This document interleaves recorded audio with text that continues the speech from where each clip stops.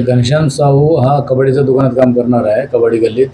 तसेच तो आरोपी प्रदीप मरसुल्ले तो बाळाबापेठचा राहणार होता, सध्या राहायला गोरेवाडा एरियात गेला. तो पण इकडेच होता त्या दिवशी.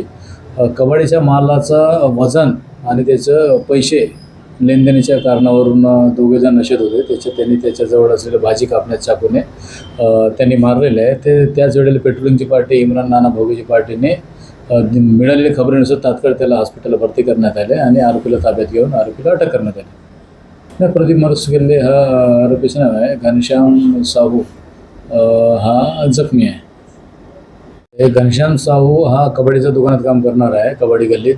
तसेच तो आरोपी प्रदीप मरसुल्ले तो बाळाबापेठचा राहणार होता, सध्या राहायला गोरेवाडा एरियात गेला. तो पण इकडेच होता त्या दिवशी.